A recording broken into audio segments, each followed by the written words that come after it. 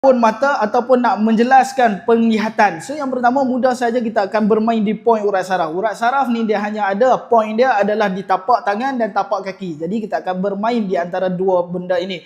So siapa nak